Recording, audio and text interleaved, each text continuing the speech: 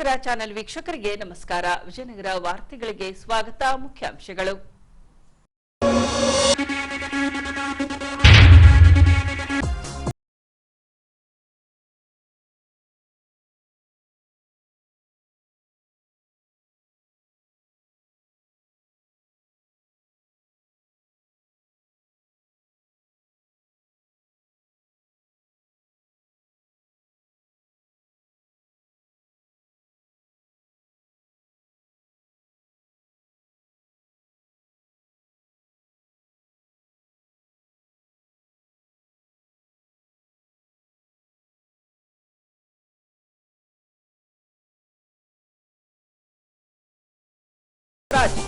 ಸನ್ಮಾನಕ್ಕೆ ಶುಭ ಹಾರೈಸಿದ ಮಿತ್ರರಿಂದ.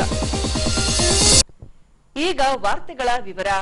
ಹೊಸಪೇಟೆ ತಾಲೂಕು ಮಲ್ಪನಗುಡಿ ತಾಂಡಾದಲ್ಲಿ ಈ ಹಿಂದೆ ಅಂಗನವಾಡಿ ಕೇಂದ್ರವನ್ನ ತೆರೆದು ಮಕ್ಕಳಿಗೆ ಶಿಕ್ಷಣದ ಜೊತೆಗೆ ಪೌಷ್ಟಿಕ ಆಹಾರ ನೀಡಿಕೊಂಡು ಬರಲಾಗ್ತಿತ್ತು. ಆದರೆ ಕಳೆದ 2 ವರ್ಷಗಳಿಂದ ಅಂಗನವಾಡಿ ಕೇಂದ್ರವನ್ನ ಮುಚ್ಚಲಾಗಿದೆ. ಹಾಗಾಗಿ ಅಂಗನವಾಡಿ ಕೇಂದ್ರವನ್ನ ಮರಳಿ ಪ್ರಾರಂಭಿಸಬೇಕೆಂದು ಇಲ್ಲಿನ ನಿವಾಸಿಗರು ಮಹಿಳಾ ಮತ್ತು ಮಕ್ಕಳ ಕಲ್ಯಾಣ ಇಲಾಖೆಗೆ ಆಗ್ರಹಿಸಿದ್ದಾರೆ. ಹೌದು, ಮಲ್ಪನಗುಡಿ ತಾಂಡಾದಲ್ಲಿನ ಅಂಗನವಾಡಿ ಕೇಂದ್ರವನ್ನ ಬಂದ್ ಮಾಡಿ 2 ವರ್ಷಗಳಾಗಿವೆ ಎಂದು ಹೇಳಲಾಗಿದೆ. ಮಕ್ಕಳಿಗೆ ಹಾಗೂ ಗರ್ಭಿಣಿ ಮಹಿಳೆಯರಿಗೆ ವಿತರಿಸಬೇಕಾದ ಪೌಷ್ಟಿಕ ಆಹಾರಗಳಿಗೆ ಅವಧಿ ಮೀರಿದೆ. ಅದೇ ರೀತಿ ಜಿಡಿ ಹಿಡಿದ ಅಂಗನವಾಡಿ ಕೇಂದ್ರವು ಬೂತ್ ಬಂಗಲೆಯಂತೆ ಗೋಚರಿಸುತ್ತಿದೆ. ಸರ್, ರೇಷನ್ ಆಗಲಿ ಅಂಗಡಿ ಇವೆಲ್ಲ ಸಾಮಾನುಗಳೇನದಾವಲ್ಲ 2 ವರ್ಷದಿಂದ ಹಂಗೆ ಅದಾವೆ ಸರ್. ನೀವು ನೋಡಿರ್ಬೋದು, ಆವಾಗಲೇ ಎಲ್ಲ ಧೂಳು ಹಿಡಿದು ಹೋಗ್ಯಾವ. ಆ ರೇಷನ್ ಅಂತೂ ಹಾಳಾಗಿಬಿಟ್ಟಿದೆ. ಅವ್ರು ರೇಷನ್ ಕೊಡಬೇಕಾಗಿರೋದು ಅವ್ರಿಗೂ ಕೊಟ್ಟಿಲ್ಲ. ಈಗ ಮುಚ್ಚೋಗ್ಬೇಕಂತ ಅವ್ರಿಗೇನಾಗಿತ್ತು, ಇಲ್ಲಿ ನಾವೆಲ್ಲ ಹೇಳಿ ಕರೆದು ಮಾಡ್ಕೊಂಡು ಹೋಗಿ ಅಂತ ಹೇಳಿದ್ವಿ. ಆದರೆ ಅವರು ಅದಕ್ಕೂ ರೆಸ್ಪಾನ್ಸ್ ಇಲ್ಲ. ಇವರು ವೈಯಕ್ತಿಕ ಕಲಹಗಳಿಂದ ನಮಗೆ ನಮ್ಮೂರಿನ ಅಂಗನವಾಡಿ 2 ವರ್ಷದಿಂದ ಮುಚ್ಚೋಗ್ಬೇಕಾಗಿದ್ದು ಅವ್ರಿಗೇನು ಅವಶ್ಯಕತೆ ಇತ್ತು. ಅಗಲಗಲ ಅವರು GDP ಮೇಡಮ್ ಹೇಳಿದ್ರು. ಅವರು ಅವ್ರ ಹೆಸರು ಸಿಂಧು ಮೇಡಮ್ ಹೇಳಿದ್ರೆ ಅವರು ಸರಿ ರೆಸ್ಪಾನ್ಸೇ ಮಾಡ್ತಾಯಿಲ್ಲ. ಮತ್ತು ಅವರು ಗರ್ಭಿಣಿಯವರು ಬಾಣಂತಿಯರು ಸಣ್ಣ ಮಕ್ಕಳೆಲ್ಲ ಅಲ್ಲಿ ಹೋಗಿ 82 ಡಣಾಪುರ ಅಲ್ಲಿ ಹೋಗಿ ಪಾಠ ಕಲಿಯೋಕ್ಕಾಗತ್ತಾ, ಅಲ್ಲಿ ಹೋಗಿ ಊಟ ಮಾಡೋಕ್ಕಾಗತ್ತಾ? 3-4 ಕಿಲೋಮೀಟ್ರ್ ಆಗುತ್ತೆ. ಅವರು ಇಲ್ಲಿದ್ದು ನಮ್ಮ ಊರು ಹುಡುಗರಿಗೆ ಓದಿಸ್ಬೇಕಾಗಿತ್ತು. ಅವರು ಮಲ್ಪನಗುಡಿಯಲ್ಲಿ ಹಾಕ್ಸ್ಕೊಂಡು ಸುಮ್ಮನೆ ಉದ್ರಿ ಸಂಬಳ ತಗೊಳ್ಳೋದಲ್ಲ ಸರ್. ಇವಾಗ ನಮ್ಮದು ಅಂಗನವಾಡಿ ಶಾಲೆ ತೆಗಿಬೇಕು ಊರಲ್ಲಿ. ನಮ್ಮ ಮಕ್ಕಳು ಸುಮ್ಮನೆ ರೋಡಲ್ಲಿ ಅಡ್ಡಾಡ್ತಿದ್ದಾರೆ. ಅವ್ರಿಗೆ ಮುಂದಿನ ವಿದ್ಯಾಭ್ಯಾಸ ಕಲಿಸ್ಬೇಕಂದ್ರೆ 1ನೇ ತರಗತಿ ಕಳಿಸ್ಬೇಕಂದ್ರೆ ಹುಡುಗರು ಶಾಲೆಗೆ ಹೋಗಲ್ಲ, ಅವರು ಹಠ ಮಾಡ್ತಾರೆ. ಇವಾಗಿಂದ ಫಸ್ಟಿಂದನೇ ಇಲ್ಲಿ ಅಂಗನವಾಡಿ ಕಲಿತು ಮುಂದೆ ಶಾಲೆಗೆ ಕಳಿಸಿದ್ರೆ ಸೀದಾ ಹೋಗಿ ಸೀದಾ ಕಲಿತಾರೆ. ಹಂಗಾಗಿ ಅಂಗನವಾಡಿ ಓಪನ್ ಮಾಡಿಸ್ಬೇಕು ಸರ್. ಇನ್ನು ಕಾರಣಾಂತರಗಳಿಂದ ಬಂದ್ ಮಾಡಿರುವ ಅಂಗನವಾಡಿ ಕೇಂದ್ರವನ್ನ ಮರಳಿ ಪ್ರಾರಂಭಿಸಬೇಕೆಂದು ಆಗ್ರಹಿಸಿ ಸಿಡಿಪಿಒ ಅಧಿಕಾರಿಗಳಿಗೆ ಸೇರಿದಂತೆ ಜಿಲ್ಲಾಧಿಕಾರಿಗಳಿಗೆ ಮನವಿ ಸಲ್ಲಿಸಿಕೊಂಡು ಬರಲಾಗುತ್ತಿದೆ. ಆದರೆ ಫಲಿತಾಂಶ ಮಾತ್ರ ಶೂನ್ಯವಾಗಿದೆ ಎನ್ನುತ್ತಿದ್ದಾರೆ ಈ ಭಾಗದ ನಿವಾಸಿಗರು. ನನ್ನ ಹೆಸರು ಶಂಕರ್ ನಾಯಕ. ನಮ್ಮ ಈ ಮಲ್ಪನಗುಡಿ ತಾಂಡ ಇದು. ಈ ಮಲ್ಪನಗುಡಿ ಹೊಸಪೇಟೆ ತಾಲೂಕು. ಇಲ್ಲಿ ಏನಿದೆ ಅಂದರೆ ಸಮಸ್ಯೆ, ಅಂಗನವಾಡಿ ಸ್ಕೂಲಿನ ಸಮಸ್ಯೆ ಇದೆ. ಹಂಗಾಗಿ ನಾವು ಮಾತಾಡ್ತಾ ಇದ್ವಿ. ನಾವು CDPO ಮೇಡಮ್ ಅವರಿಗೆ ಪದೇ ಪದೇ ಹೋಗಿ ಲೆಟ್ರ್ಗಳನ್ನ ಕೊಡ್ತಾನೇ ಇದ್ದೀವಿ. ಏನಂತ ಹೇಳಿ, ನಮ್ಮ ಊರಿಗೆ ಈಗ ಮುಚ್ಚಿರೋಂಥ ಅಂಗನವಾಡಿ ಸ್ಕೂಲನ್ನು ಮತ್ತೆ ತೆರೀರಿ, ಏನಾದರೂ ಒಂದು ವ್ಯವಸ್ಥೆ ಮಾಡಿಕೊಡಿ ನಮಗೆ ಅಂತ ಹೇಳಿ ಎಷ್ಟೋ ಬಾರಿ ಕೇಳಿದ್ರು ಅವರು ಏನು ರೆಸ್ಪಾನ್ಸೇ ತಗೊತಾ ಇಲ್ಲ. ನಾವೇನು ಕೇಳ್ಕೊಂಡಿದ್ದೀವಿ, ನಮ್ಮೂರಿಗೆ ಯಾರೇ ವಿಚಾರದಿಂದ ಬೇಕಾಗಿಲ್ಲ, ಬಂದು ನಮ್ಮೂರಿಗೆ ಸಮಸ್ಯೆ ಏನಿದೆ ಅದನ್ನು ಬಗೆಹರಿಸಿಕೊಡಿ, ಮಾಡಿಕೊಡಿ ಅಂತ ನಾವು ಪದೇ ಪದೇ ಹೋಗಿ ಕೇಳ್ತಾ ಇದ್ದೀವಿ. ಕೇಳಿದ್ರೆ ರಿಸೀವ್ಡ್ ಲೆಟ್ರ್ ಹಾಕ್ಕೊಡ್ತಾರೆ, ಆಯಿತು ಮಾಡಿಸ್ತೀವಿ ಬಿಡ್ತೀವಿ ಅಂತ ಹೇಳ್ತಾರೆ. ಇವತ್ತುವರೆಗೂ ಇಲ್ಲಿ ಬಂದು ಏನು ಅನ್ನೋದನ್ನೇ ಮಾತಾಡ್ತಾ ಇಲ್ಲ. ವಿಚಾರ ಅವರು ಇವಾಗ ಏನು ಹೇಳ್ತಿದ್ರೆ, ನೀವು ಅಲ್ಲಿ CDPO ಮೇಡಮ್ ಅವ್ರಿಗೆ ಕೇಳ್ರಿ. CDPO ಮೇಡಮ್ ಅವ್ರ ಹತ್ರ ನಾವು ಹೋಗಿ ಹೇಳಿದ್ರೆ ರೆಸ್ಪಾನ್ಸೇ ಮಾಡ್ತಾಯಿಲ್ಲ. ನಾವು ಹೋಗಿದ್ವಿ, ಮತ್ತು ನಮ್ಮ ಊರಿನ ಜನ ಹೋಗಿದ್ದಾರೆ. ಅಲ್ಲಿಗೆ ಏನಾಯಿತು, ಲಾಸ್ಟಿಗೆ ಏನಾದರೂ ಆಗಲಪ್ಪ ಎಲ್ಲ ಕಡೆ ಲೆಟ್ರ್ ಕೊಡ್ರಿ ಅಂದರು. ನಾವು CDPO ಮೇಡಮ್ಗೆ ಲೆಟ್ರ್ ಕೊಟ್ವಿ, DD ಮೇಡಮ್ ಅವ್ರಿಗೆ ಲೆಟ್ರ್ ಕೊಟ್ವಿ, ಜಿಲ್ಲಾಧಿಕಾರಿಗಳಿಗೂ ಒಂದು ಲೆಟ್ರ್ ಕೊಟ್ಟಿದ್ದೀವಿ, DC ಆಫೀಸ್ಗೂ ಎಲ್ಲ ಕಡೆಯೂ ಕೊಟ್ಟಿದ್ದೀವಿ. ಎಲ್ಲ ಕಡೆ ಲೆಟ್ರ್ ಕೊಟ್ಟರು DC ಆಫೀಸ್ ಕಡೆಯಿಂದ ಏನಂದಿದ್ದಾರೆ, ಆ ಎಮ್ಮನ ಮೇಲೆ ಏನು ಆ್ಯಕ್ಷನ್ ಇದೆ ಅದನ್ನು ನೀವು ಆ್ಯಕ್ಷನ್ ತಗೊಂಡು ಅದೇನಿದೆ ವಿಚಾರಾಚಾರ ಮಾಡಿ ಅಂತ ಹೇಳಿ ಅವರಿಗೆ ಲೆಟ್ರ್ ಕಳಿಸಿದ್ದಾರೆ. ಆದರೂ ನಾವು ಎಲ್ಲದನ್ನು ಅವ್ರಿಗೆ ಹೋಗಿ ಕೇಳಿದ್ರೆ ಅವರು ನಮಗೆ ಸಂಬಂಧ ಇಲ್ಲದಿರೋ ಥರನೇ ಮಾತಾಡ್ತಿದ್ದಾರೆ. ರೆಸ್ಪಾನ್ಸೇ ಮಾಡ್ತಾ ಇಲ್ಲ ಸರ್. ನಮಗೆ ಅದಕ್ಕೇನಾದರೂ ಒಂದು ವ್ಯವಸ್ಥೆ ಮಾಡಿಕೊಡಿ. ಬಂದಾಗ ಕಾರಣ ಅದೇ ವೈಯಕ್ತಿಕ ಜಗಳ. ಏನು ಜಗಳ ಅಂದರೆ, ಆಯಮ್ಮ ಇಲ್ಲಿರೋರಿಗೆ ಚೆನ್ನಾಗಿ ರೆಸ್ಪಾನ್ಸ್ ಮಾಡ್ತಾ ಇರಲಿಲ್ಲ, ಹಿಂಗಾಗಿ ಎಲ್ಲರ ಕಡೆ ಜಗಳ ಆಡ್ಕೊತಾ ಇದ್ಲು. ಬೇರೆ ವಿಚಾರಾಚಾರದಿಂದ ಜಗಳ ಆಯಿತು. ನಾವೇನು ಕೇಳ್ಕೊಂಡ್ವಿ, ಆಯಮ್ಮಗೆ ವಿಚಾರಾಚಾರ ಏನೇ ಇರ್ಬೋದಪ್ಪ, ಬಂದು ವ್ಯವಸ್ಥೆ ಮಾಡಿ ಸ್ಕೂಲ್ ನಡೆಸಿ ಅಂತ ಕೇಳ್ಕೊಂಡ್ವಿ. ಅದನ್ನು ಅವರು ಕೇರೇ ಮಾಡ್ತಾಯಿಲ್ಲ. ಕವಿತಾ ಅಂತ ಅಂಗನವಾಡಿ ಟೀಚರ್ ಇಲ್ಲಿ ಈ ಊರಿನ ಅಂಗನವಾಡಿ ಟೀಚರ್ ಕವಿತಾ ಅನ್ನೋರು ಏನಿದಾರಲ್ಲ ಅವರು 2 ವರ್ಷ ಆಯಿತು. ಒಂದು 2 ವರ್ಷದಿಂದ ಅದೆಲ್ಲ ಮಲ್ಪಂಗುಡಿಲಿ ಸ್ಕೂಲಿಗೆ ಮಕ್ಕಳು ಓದಿಸ್ತಾ ಇದ್ದಾರೆ. ನಮ್ಮೂರಿನ ಟೀಚರ್ ನಮ್ಮೂರ ಮಕ್ಕಳೆಲ್ಲ ಬೀದಿ ಪಾಲಾಗ್ತಾಯಿದ್ದಾರೆ. ಅಲ್ಲೊಂದು ಹುಡುಗರು ಅಡ್ಡಾಡ್ತಿದ್ದಾರೆ ದಾರಿ ಮೇಲೆಲ್ಲ. ಈಗ ನೀವೇ ತಾನೇ ನೋಡಿದ್ರೆಲ್ಲ ಕಣ್ಮುಂದೆ ಎಲ್ಲ ಈ ಥರ ಆಗ್ತಾಯಿದೆ. ಅದಕ್ಕೆ ಏನು ವ್ಯವಸ್ಥೆ ಮಾಡಬೇಕು ನಾವು ಕೇಳ್ಕೊಳ್ತಾ ಇದ್ದೀವಿ, ಅವ್ರು ಮಾಡ್ತಾನೇ ಇಲ್ಲ, ರೆಸ್ಪಾನ್ಸೇ ಇಲ್ಲ ನಮಗೆ. ನಮ್ಮ ಬೇಡಿಕೆ ಅಂಗನವಾಡಿ ಸ್ಕೂಲ್ ಆಗಬೇಕು, ಮತ್ತು ಆ ಎಮ್ಮನ ಮೇಲೆ ಏನಿದೆ ಅಲ್ಲಪ್ಪ ಆ ವಿಚಾರಾಚಾರನ ವ್ಯವಸ್ಥೆ ಮಾಡಿಕೊಂಡು ಅದೇನು ಮುಂದೆ ವಿಚಾರದಿಂದ ನಮ್ಮೂರಲ್ಲಿ ದೊಡ್ಡರಂತ ಹಿರಿಯರಂತ ಇದ್ದಾರೆ. ಅವ್ರು ಏನಂದಿದ್ದಾರೆ, ಬಂದು ಅದೇನು ವಿಚಾರಾಚಾರ ಐತಿ ಮಾತಾಡಲಿ, ಅದೇನೈತಿ ಸ್ಕೂಲ್ ಮಾಡಿಸ್ಲಿ ಅಂತ ಹೇಳಿದ್ದಾರೆ. ಆಯಿತು, ನಾವು ಅದನ್ನೇನು ತೆರೆಯೋಕ್ಕೆ ವ್ಯವಸ್ಥೆ ಮಾಡಿಕೊಡ್ತೀವಿ ಅಂತ ದೊಡ್ಡರು ಕೂಡ ಹೇಳಿದ್ದಾರೆ. ಆದರೂ ಮೇಡಮ್ ಅವರು 2 ವರ್ಷ ಆಯಿತು, ಅವರಿಗೆ ರೆಸ್ಪಾನ್ಸೇ ಮಾಡ್ತಾಯಿಲ್ಲ, ಅವ್ರು ಇದೇ ಮಾಡ್ತಾಯಿಲ್ಲ. ಮಾತಾಯ್ತಿದ್ರೆ ನೀವು ಅಲ್ಲಿ ಹೋಗ್ರಿ, ನೀವು ಇಲ್ಲಿ ಹೋಗ್ರಿ, ಈ ಗ್ರಾಮ ಪಂಚಾಯತಿಲಿ ಕೇಳ್ಕೊಳ್ರಿ ಹೋಗ್ರಿ ಹಂಗೆ ಅಂತ ಹೇಳ್ತಾ ಇದ್ದಾರೆ. ನಾವು ಯಾರಿಗೆ ಅಂತ ಕೇಳೋದು? ಗ್ರಾಮ ಪಂಚಾಯತಿಲಿ ಹೋದರೆ ಜಗಳ ಆಡಿ ನೀವು ಅಲ್ಲಿ ಹೋಗ್ರಿ, CDP ಇದ್ದಾರೆ, DD ಅವ್ರು ಇದ್ದಾರೆ, ಅಲ್ಲಿ ಹೋಗ್ರಿ ಅಂತ ಹೇಳ್ತಾರೆ. DD ಮೇಡಮ್ ಅವ್ರ ಹತ್ರ ಹೋದರೆ ಅವರು ನಮ್ಮನ್ನು ಕೇರೇ ಮಾಡ್ತಾಯಿಲ್ಲ, ಏನನ್ನೋದೇ ಮಾತಾಡ್ತಿಲ್ಲ. ಆಯ್ತು ನೋಡ್ಕೊತೀವಿ ಹೋಗ್ರಿ, ಮಾಡ್ಕೊತೀವಿ ಹೋಗ್ರಿ. ಯಾವಾಗ ಮಾಡ್ತಾರೆ ಸರ್? ಈಗ 2.5 ವರ್ಷ ಆಯಿತು. ಇನ್ನೂ 4 ದಿನ ಬಿಟ್ಟರೆ ಇನ್ನೊಂದು 5-6 ವರ್ಷ. ಎಷ್ಟು ದಿನ ಅಂತ ಹಿಂಗೆ ಬಿಟ್ಕೊಂತ ಹೋಗೋದು? ಊರ ಮಕ್ಕಳಿಗೇನು ವಿದ್ಯೆ ಬೇಡವಾ? ಏನು ಸ್ಕೂಲ್ ವಿಚಾರಾಚಾರ್ಯನೇ ಬೇಡವಾ ಇಲ್ಲಿ? ಇನ್ನು 6 ವರ್ಷದೊಳಗಿನ ಮಕ್ಕಳು ಶಿಕ್ಷಣ ಕಲಿಯಬೇಕೆಂದಲ್ಲಿ 4 ಕಿಲೋಮೀಟರ್ ದೂರದಲ್ಲಿನ 82 ಡಾಣಾಪುರಕ್ಕೆ ತೆರಳಬೇಕಿದೆ. ಗರ್ಭಿಣಿಯರು ಕೂಡ ಪೌಷ್ಟಿಕ ಆಹಾರ ಸೇವಿಸಲು 4 ಕಿಲೋಮೀಟರ್ ದೂರ ಸಾಗಬೇಕಿದೆ. ತಾಂಡಾದಲ್ಲಿ ಅಂಗನವಾಡಿ ಕೇಂದ್ರವನ್ನ ಪುನರ್ ಪ್ರಾರಂಭಿಸದಿದ್ದಲ್ಲಿ ಮಕ್ಕಳು ಶಿಕ್ಷಣದಿಂದ ವಂಚಿತಗೊಂಡು ಅನಕ್ಷರಸ್ಥರಾಗುತ್ತಾರೆ. ಹಾಗಾಗಿ ಆದಷ್ಟು ಬೇಗ ಅಂಗನವಾಡಿ ಕೇಂದ್ರವನ್ನ ಪ್ರಾರಂಭಿಸಬೇಕೆಂದು ತಾಂಡಾದ ಮಹಿಳೆಯೊಬ್ಬರು ವಾಸ್ತವ ಸಂಗತಿಯನ್ನ ಹಂಚಿಕೊಂಡಿದ್ದಾರೆ. ನಮಗೆ ಎಲ್ಲಾ ತರ ಫೆಸಿಲಿಟಿ ಬೇಕಂದ್ರೆ ಇನ್ನೊಂದು ಅಂಗನವಾಡಿ ಕೇಂದ್ರ ಬೇಕು. ಜೊತೆಗೆ ನಮಗೆ ಆ ಕಡೆ ಈ ಕಡೆ ಓಡಾಡಕ್ ಆಗಂಗಿಲ್ಲ. ಇವಾಗ ಕೆಲವೊಬ್ರಿಗಂತೂ ನಾರ್ಮಲ್ ಆಗಿರ್ತದೆ, ಕೆಲವೊಬ್ರಿಗೆ ಸಿಸೇರಿಯನ್ ಆಗಿರ್ತದೆ. ಹಂಗಿದ್ದಾಗ ಈಗ ಪದೇ ಇವಾಗ ದಣಾಪುರ್ಗೂ ಹೋಗಕ್ ಆಗಂಗಿಲ್ಲ, ಪದೇ ನಾವು ಮಲ್ಪಂಗುಡಿಗೂ ಹೋಗಕ್ ಆಗಂಗಿಲ್ಲ. ಈಗ ಅಲ್ಲೆಲ್ಲ ಹೋಗಕ್ ಆಗಲ್ಲ ಅಂದ್ರೆ ನಮಗೆ ಇದ್ದು ಊರಲ್ಲೇ ಇದ್ದ ಕಡೆನೆ ಫೆಸಿಲಿಟಿ ಬೇಕೇ ಬೇಕು. ಕೆಲವೊಬ್ರು ಬಡವರು ಇದ್ದವ್ರು ಏನ್ ಮಾಡ್ತಾರೆ, ಅಂಗನವಾಡಿ ಸ್ಕೂಲ್ ಐತಂತ ಅವ್ರ ಅಜ್ಜಿ ತಾತನ ಹತ್ರ ಬಿಟ್ಟು ಹೋಗ್ಬಿಡ್ತಾರ. ಈಗ ಅದೂ ಇಲ್ಲ ಅಂತಂದ್ರೆ ಅವರು ಕಬ್ಬಿ ಕರ್ಕೊಂಡು ಹೋಗ್ಬಿಡ್ತಾರ. ಹಂಗಿದ್ದಾಗ ಮತ್ತೆ ಅವ್ರಿಗೆ ಪೌಷ್ಟಿಕಾಂಶದ ಕೊರತೆನೂ ಆಗುತ್ತೆ, ಜೊತೆಗೆ ಅನಕ್ಷರಸ್ಥರೂ ಆಗಕ್ಕೆ ಒಂದು ದಾರಿ ಮಾಡಿ ಕೊಡುತ್ತೆ. ಅದೇ ಅದಿತ್ತು ಅಂತಂದ್ರೆ ಏನೋ ಒಂದು ಸ್ವಲ್ಪ ABCD ಏನೋ ಒಂದು ಕಲಿತಾರ, ಆಮೇಲೆ 1ನೇ ಕ್ಲಾಸಿಗೆ ಪ್ರಮೋಟ್ ಮಾಡಿಸ್ಬೋದು ಅವ್ರನ್ನ. ಇಲ್ಲ ಇವಾಗ ಪ್ರೈವೇಟ್ ಸ್ಕೂಲಾಗ ಎಲ್ಲರಿಗೂ ಏನ್ ಮಾಡ್ತಾರೆ, ಫಸ್ಟ್ ಎಂಟ್ರೆನ್ಸ್ ಎಕ್ಸಾಮ್ ಅಂತ ಇರ್ತಾರೆ. ಹಂಗಿದ್ದಾಗ ಇವ್ರು ಏನೋ ಒಂದು ಸ್ವಲ್ಪ ಬಾಯಿ ಬಿಚ್ಚಿದ್ರೆ ಅಲ್ಲ ಅವ್ರಿಗೆ ಏನೋ ಒಂದು ಕರ್ಕೊಂತಾರೆ ಸ್ಕೂಲಲ್ಲಿ. ಏನೂ ಇಲ್ಲ ಅಂತಂದ್ರೆ ಅವ್ರಿಗೆ ಹೆಂಗೆ ಕರ್ಕೊಂತಾರೆ? ಈಗ ಕೆಲವೊಬ್ರು ಲಿಟ್ರೇಚರ್ ಇರ್ತಾರೆ ಪೇರೆಂಟ್ಸ್, ಅವ್ರಂತೂ ಮನೆಯಲ್ಲಿ ಕಲ್ಸ್ಕೊಂತಾರೆ. ಈಗ ಕೆಲವೊಬ್ರು ಓದಿರಲ್ಲ, ಅವ್ರು ಏನು ಮಾಡಬೇಕು? ಹಾಗಾಗಿ ಸ್ಕೂಲ್ ಇದ್ರೆ ಅವರು ಕಲಿತಾರೆ, ಜೊತೆಗೆ ಅವ್ರಿಗೆ ಇವಾಗ ಊಟನೂ ಕೊಡ್ತಾರೆ. ಮಧ್ಯಾಹ್ನ ಹೊತ್ತು ಊಟ ಕೊಟ್ಟರೆ ಅವ್ರಿಗೆ ಎಷ್ಟೊಂದು ಒಳ್ಳೇದಾಗುತ್ತೆ, ಅವಕಾಶಗಳಿರುತ್ತೆ, ಕಲಿಯೋದಕ್ಕೂ ಅವಕಾಶ ಇರುತ್ತೆ, ಒಳ್ಳೆ ಊಟಕ್ಕೂ ಅವಕಾಶ ಇರುತ್ತೆ ಅಂತ ನಾನು ಹೇಳ್ತೀನಿ. ಶ್ರೀಶಂಕರ್ ಆನಂದ್ ಸಿಂಗ್ ಸರ್ಕಾರಿ ಪ್ರಥಮ ದರ್ಜೆ ಕಾಲೇಜಿನಿಂದ ಚಿತ್ವಾಡ್ಗಿಯ ವಿನೋಬ ಭಾವೆ ಸರ್ಕಾರಿ ಹಿರಿಯ ಪ್ರಾಥಮಿಕ ಶಾಲೆಯಲ್ಲಿ ರಾಷ್ಟ್ರೀಯ ಸೇವಾ ಯೋಜನೆಯ ವಾರ್ಷಿಕ ವಿಶೇಷ ಶಿಬಿರವನ್ನು ಕೈಗೊಳ್ಳಲಾಗಿದೆ. ಈ ಸಂದರ್ಭದಲ್ಲಿ ಹೊಸಪೇಟೆ ಅಗ್ನಿಶಾಮಕ ಠಾಣೆಯಿಂದ ಅಗ್ನಿ ದುರಂತಗಳನ್ನು ತಪ್ಪಿಸುವ ಪ್ರಾಯೋಗಿಕ ಪ್ರಾತ್ಯಕ್ಷಿಕತೆ ಕುರಿತಾಗಿ ಎನ್ಎಸ್ಎಸ್ ಶಿಬಿರಾರ್ಥಿಗಳಿಗೆ ಪರಿಚಯಿಸಿಕೊಟ್ಟರು. ಹೀಗೆ ಚಿತ್ವಾಡ್ಗಿಯ ವಿನೋಬ ಭಾವೆ ಸರ್ಕಾರಿ ಹಿರಿಯ ಪ್ರಾಥಮಿಕ ಶಾಲೆಯಲ್ಲಿ ಶ್ರೀಶಂಕರ್ ಆನಂದ್ ಸಿಂಗ್ ಸರ್ಕಾರಿ ಪ್ರಥಮ ದರ್ಜೆ ಕಾಲೇಜಿನಿಂದ ಎನ್ಎಸ್ಎಸ್ ಶಿಬಿರ ಕೈಗೊಳ್ಳಲಾಗಿತ್ತು. ಈ ವೇಳೆ ಹೊಸಪೇಟೆ ಅಗ್ನಿಶಾಮಕ ಠಾಣೆಯ ಸಿಬ್ಬಂದಿಗಳಿಂದ ಅಗ್ನಿ, ನೀರು ಹಾಗೂ ಇತರೆ ತುರ್ತು ಸಂದರ್ಭಗಳಲ್ಲಿ ಅಗ್ನಿಶಾಮಕ ದಳದ ಕರ್ತವ್ಯದ ಕುರಿತು ಎನ್ಎಸ್ಎಸ್ ಶಿಬಿರಾರ್ಥಿಗಳಿಗೆ ಪರಿಚಯಿಸಿಕೊಟ್ಟರು. ದೊಡ್ಡ ಪ್ರಮಾಣದಲ್ಲಿ ಬೆಂಕಿ ಹಚ್ಚಬೇಕಂದ್ರೆ ಜಲವಾಹನ ಬರಲೇಬೇಕಾಗುತ್ತೆ.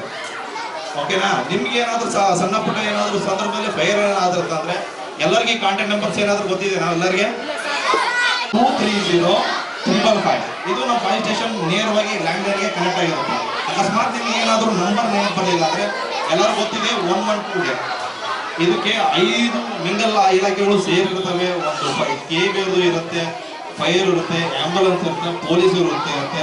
ತುರ್ತು ಸೇವೆಗಳಲ್ಲಿ ನಿಮ್ಮ ಸಂದರ್ಭದಲ್ಲಿ ಏನಾದರೂ ಹೇಳಿದರೆ ಇದು ಒಂದು ಸೆಟ್ ಅಂತೇಳಿ, ನ್ಯಾಚುರಲ್ ಬ್ರೀತಿಂಗ್ ಅಪರ್ಸೆಟ್ ಅಂತೇಳಿ ವಾತಾವರಣದ ಗಾಳಿ ಮುಖಾಂತರ ನಮ್ಮ ನೀರಲ್ಲಿ ಏರ್ ಕಂಪ್ರೆಷನ್ ಮುಖಾಂತರ ನಮ್ಮ ಠಾಣೆಯಲ್ಲೇ ತುಂಬಂತ ಒಂದು ವಸ್ತು. ಈ ವಸ್ತು ವಿಶೇಷ ಏನಂದ್ರೆ ಎಲ್ಲಿ ವಾತಾವರಣದ ಗಾಳಿ ಸಿಗಲ್ವೋ ಅಂತ ಸಂದರ್ಭದಲ್ಲಿ ಇದನ್ನ ನಾವು ಉಪಯೋಗ ಮಾಡ್ತೀವಿ. ಒಳಚರಂಡಿ ಆಯ್ತು, ಬಾವಿ ಆಯ್ತು, ಈ ರೂಮಲ್ಲಿ ಆಯ್ತು, ಈಗ ಮನೆ ಒಳಗಡೆ ಬೆಂಕಿ ಬಿದ್ದಿರಲ್ಲ ಒಳಗಡೆ ಹೋಗಕ್ಕಾಯ್ತು, ಎಲ್ಲಾ ಸಂದರ್ಭದಲ್ಲಿ ಇದನ್ನು ಉಪಯೋಗ ಮಾಡ್ತೀವಿ. ಇದು ಗ್ಯಾಸ್ ಕರಲಲ್ಲಿ ಡಿಸ್ಪ್ಲೇ ಮಾಡುತ್ತೆ. ಇದು ಬಿಟ್ಟರೆ ಈ ನ್ಯಾಚುರಲ್ ಏರ್ ಎಲ್ಲಿ ತುಂಬಿರ್ತಾರೋ ಈ ಐಡೆಂಟಿಫೈ ಕಾಣುತ್ತಲ್ಲ ಈ ಕಲರ್ ಐಡೆಂಟಿಫೈ ಒಂದೇ. ನೀವು ಎಲ್ಲೇ ಹೋದ್ರು ಕೂಡ ಯಾಶ್ ಕಲರ್ ಇರೋದಂದ್ರೆ ನ್ಯಾಚುರಲ್ ಆಗಿ ಇರೋದು. ರಿಂಗ್ ಅಂತೇಳಿ ಇದು ಸಾಮಾನ್ಯವಾಗಿ ರಕ್ಷಣೆ ಕಾರ್ಯಗಳಲ್ಲಿ ಯೂಸ್ ಮಾಡ್ತೀವಿ. ಇದು ಲೈಫ್ ಜಾಕೆಟ್ ಅಂತೇಳಿ ನೀರಲ್ಲಿ ತೇಲುತ್ತೆ. ಇದು ಆಲ್ಮೋಸ್ಟ್ ಎಲ್ಲ ಸ್ವಿಮ್ಮಿಂಗ್ ಅಲ್ಲಿ ನೋಡಿರ್ತೀರಾ. ಆ ಬೋಟ್ ಆಗೋ ಟೈಮಲ್ಲಿ ಇದೆಲ್ಲ ಹಾಕ್ತಾರೆ. ಮತ್ತು ತೋಮರಂತ ಸಂದರ್ಭದಲ್ಲಿ ಬೆಂಕಿನ ತಡ್ಕೊಳ್ಳುವಂಥ ಎಬಿಲಿಟಿ ಇರೋದು ಇದು ಕಾನ್ಸೆಪ್ಟ್. ಪ್ರಾಕ್ಸಿಮೋಸಿಟ್ ಅಂತೇಳಿ ಹೊಸದು ಅಪ್ಡೇಟ್ ಆಗಿದೆ, ಬಟ್ ಬಂದಿದೆ ಈ ಸದ್ಯ ಫೈರ್ ಕಲರಲ್ಲಿ ಇದನ್ನೇ ಬಳಕೆ ಮಾಡ್ತಿದ್ದೀವಿ. ಈಗ ಹೆಚ್ಚಿನ ರೂಪದಲ್ಲಿ ನೋಡ್ಬೇಕಂದ್ರೆ ನೀವು ನಮ್ಮ ಠಾಣೆ ಬಂದರೆ ಇನ್ನೂ ಹೆಚ್ಚಿನ ರೀತಿಯಲ್ಲಿ ಸಲಕರಣೆಗಳು ಸಾಮಾನುಗಳು ಸುಮಾರು ಇದಾವೆ.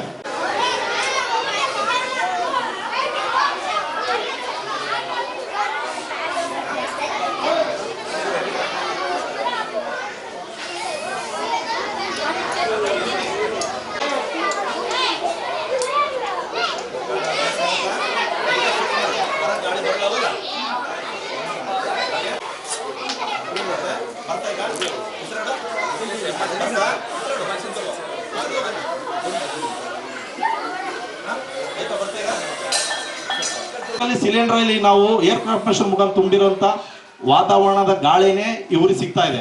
ಇದನ್ನ ನಾವು ಏನ್ ಮಾಡ್ತೀವಿ ಅಂದ್ರೆ ರೂಮಲ್ಲಿ ಬಾವಿಯಲ್ಲಿ ಎಲ್ಲಿ ನಮ್ಗೆ ವಾತಾವರಣ ಗಾಳಿ ಸಿಗಲ್ಲ ನ್ಯಾಚುರಲ್ ಆಗಿ, ಅಂದ್ರೆ ಪಾಯ್ಸನಸ್ ಗ್ಯಾಸು ಅಂತ ಲೀಕೇಜ್ ಆಗದಲ್ಲೇ ಫ್ಯಾಕ್ಟ್ರಿ ಗೀಕ್ಟ್ರಿ ಕೆಲಸ ಮಾಡುವಂಥ ಸಂದರ್ಭದಲ್ಲಿ ಇದನ್ನ ಯೂಸ್ ಮಾಡ್ತೀವಿ.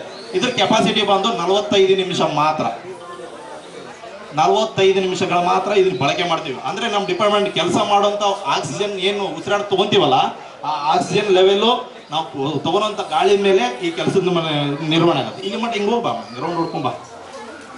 ಈಗ ವಾತಾವರಣ ಗಾಳಿ ಇಲ್ಲ, ಆ ಸಿಲಿಂಡ್ರಲ್ಲೇ ನಾರ್ಮಲ್ ಆಗಿ ಆರಾಮ ಹೋಗಮ್ಮ. ಅವ್ರು ಒಂದು ಬಿಗ್ ಕ್ಲಾಸ್ ಹಾಕಿ ಧೈರ್ಯದಿಂದ ಮುಂದೆ ಬಂದು ಅವ್ರು ಹಾಕೊಂಡಿದ್ದಾರೆ. ಯಾಕಂದ್ರೆ ಅದು ನೋಡೋದಲ್ಲೇ ನಾವು ಎದುರಿಗೆ ಬರ್ತೀವಿ.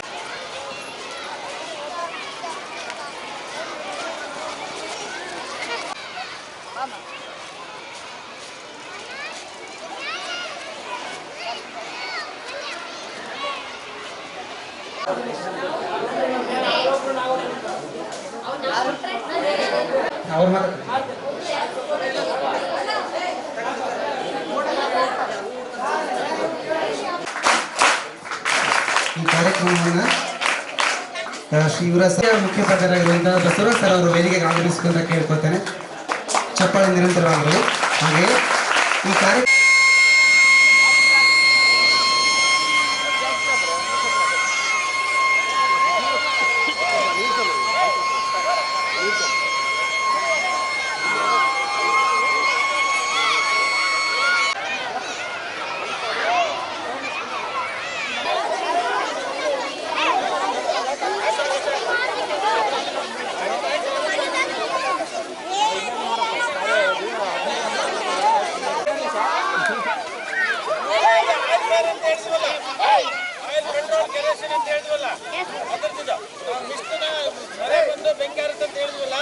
ಅದಕ್ಕೋಸ್ಕರ ಈಗ ನಮ್ಮರು ಮಾಡ್ತಾರೆ ನೋಡಿ.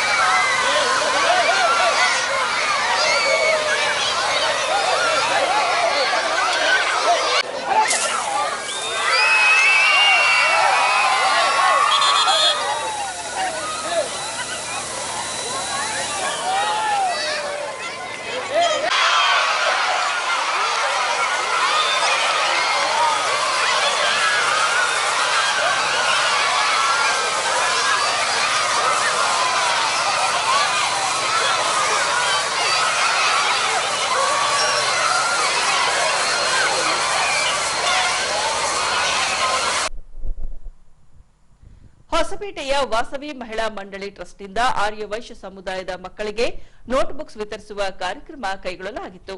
ಈ ಭಾಗವಾಗಿ ಎಲ್ಕೆಜಿಯಿಂದ 10ನೇ ತರಗತಿ ಮಕ್ಕಳಿಗೆ ನೋಟ್ಬುಕ್ಸ್ಗಳನ್ನು ವಿತರಿಸಲಾಗಿದೆ. ಈ ಅಂಶಕ್ಕೆ ಸಂಬಂಧಿಸಿದಂತೆ ವಾಸವಿ ಮಹಲ್ಲಾ ಸಭಾಂಗಣದಲ್ಲಿ ನೋಟ್ಬುಕ್ಸ್ ವಿತರಿಸುವ ಕಾರ್ಯಕ್ರಮ ಕೈಗೊಳ್ಳಲಾಗಿ ಆರ್ಯವೈಶ್ಯ ಜನಾಂಗದ ಎಲ್ಕೆಜಿಯಿಂದ ಹಿಡಿದು 10ನೇ ತರಗತಿಯ ವಿದ್ಯಾರ್ಥಿಗಳಿಗೆ ಉಚಿತವಾಗಿ ನೋಟ್ಬುಕ್ಸ್ ವಿತರಿಸಲಾಗಿದೆ. ಮಹಿಳಾ ಸಂಘ ಅಧ್ಯಕ್ಷರಾಗಿ ಉಪಾಧ್ಯಕ್ಷರಾಗಿ ಎಲ್ಲರೂ ನಮಗೆ ಸೇವೆ ಮಾಡ್ತಾ ಇದ್ದಾರಲ್ಲ, ಅದೇ ನಮ್ಗೆ ಬಹಳ ತುಂಬಾ ಸಂತೋಷ, ಖುಷಿಯಿಂದ ಚೆನ್ನಾಗಿ ಮಾಡ್ತಾ ಇದ್ದೀವಿ. ಸ್ಕಾಲರ್ಶಿಪ್ ನಮಗೆ ಕೊಡ್ತಾ ಇದ್ದಾರೆ. ಏನಂದ್ರೆ ಎಲ್ಲರೂ ಚೆನ್ನಾಗಿ ನೆಕ್ಸ್ಟ್ ಇನ್ನೂ ಚೆನ್ನಾಗಿ ಮಾಡೋಣ ಅಂತ ಭಾವಿಸ್ತಾ ನಾವು ಮಾಡಬೇಕಂತ ಕೆಲಸ ಇನ್ನೊಬ್ಬರಿಗೆ ಹೆಲ್ಪ್ ಆಗಲಿ, ಅವ್ರು ಮಾಡಬೇಕಂತ ಕೆಲಸ ಇನ್ನೂ ಬೇರೆ ಬೇರೆ ಜನ ಹೆಲ್ಪ್ ಆಗಲಿ ಅಂತ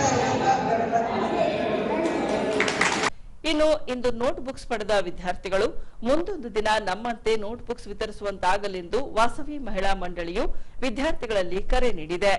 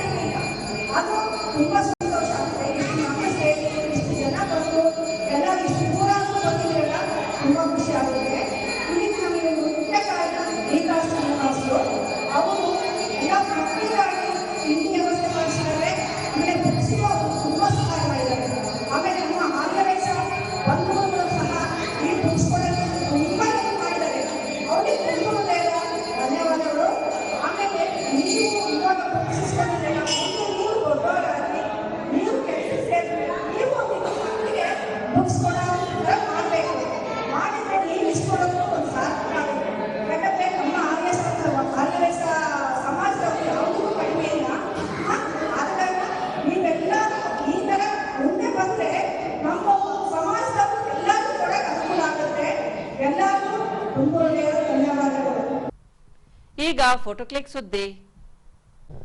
ಪೊಲೀಸ್ ಇಲಾಖೆಯಲ್ಲಿ ಪಿಎಸ್ಐ ಆಗಿ ಕರ್ತವ್ಯ ನಿರ್ವಹಿಸಿ ಇತ್ತೀಚೆಗೆ ವಯೋನಿವೃತ್ತಿಗೊಂಡಿದ್ದ ಯು ಬಸವರಾಜರವರು ಕಾನೂನು ಪದವಿ ಪಡೆದು ವಕೀಲರಾಗಿ ಸೇವೆಯನ್ನ ಪ್ರಾರಂಭಿಸಿದ್ದಾರೆ. ಈ ಭಾಗವಾಗಿ ವಕೀಲರು ಸೇರಿದಂತೆ ಇವರ ಮಿತ್ರ ಮಂಡಳಿಯಿಂದ ಬಸವರಾಜರವರಿಗೆ ಸನ್ಮಾನಿಸಿ ಶುಭ ಹಾರೈಸಿದ್ದಾರೆ. ಈಗ ಪೊಲೀಸ್ ಪ್ರಕಟಣೆ. ಎಷ್ಟೇ ಹಳೆಯ ಬಂಗಾರವಿರಲಿ, ಪಾಲಿಶ್ ಮಾಡಿದ ಮೇಲೆ ಹೊಸದೇ ರೀತಿಯಲ್ಲಿ ಕಾಣ್ತದೆ ತಾಯಿ, ನೋಡಿ.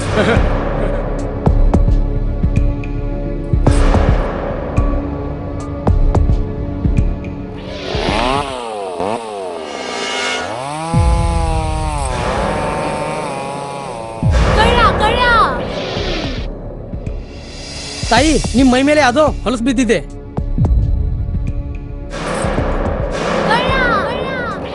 ಇಲ್ಲಿ ತಾಯಿ, ನಾನು ಪೊಲೀಸ್.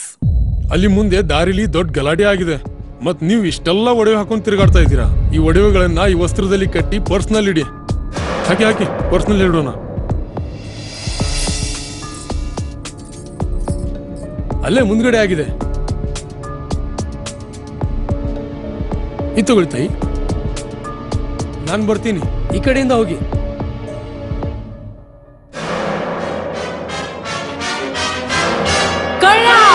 ಇಂತಹ ಮೋಸದ ಸಂಗತಿ ನಿಮಗೂ ನಡೆಯಬಹುದು. ತಮ್ಮ ಬೆಲೆ ಬಾಳುವ ಒಡವೆ ಆಭರಣ ವಸ್ತುಗಳನ್ನು ಎಚ್ಚರಿಕೆಯಿಂದ ಕಾಪಾಡಿ. ಯಾವುದೇ ಮಾತುಗಳಿಗೆ ಮರುಳಾಗಬೇಡಿ. ಸಂಶಯಾಸ್ಪದ ರೀತಿಯಲ್ಲಿ ಯಾರಾದರೂ ಕಂಡು ಬಂದರೆ ಸಮೀಪದ ಪೊಲೀಸ್ ಠಾಣೆಯನ್ನು ಸಂಪರ್ಕಿಸಿರಿ. ಈಗ ಕೊನೆಯಲ್ಲಿ ಮತ್ತೊಮ್ಮೆ ವಾರ್ತೆಗಳ ಮುಖ್ಯಾಂಶಗಳು.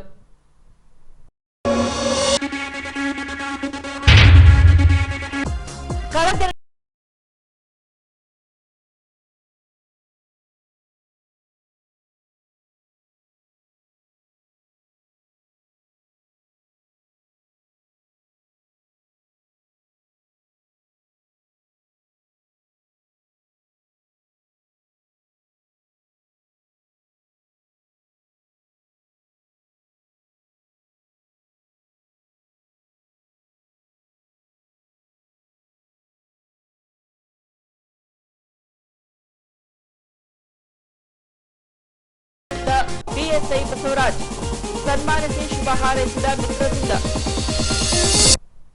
ಇಲ್ಲಿಗೆ ವಾರ್ತಾ ಪ್ರಸಾರ ಮುಕ್ತಾಯವಾಯಿತು. ವಂದನೆಗಳೊಂದಿಗೆ ನಯನ ಉಮೇಶ್.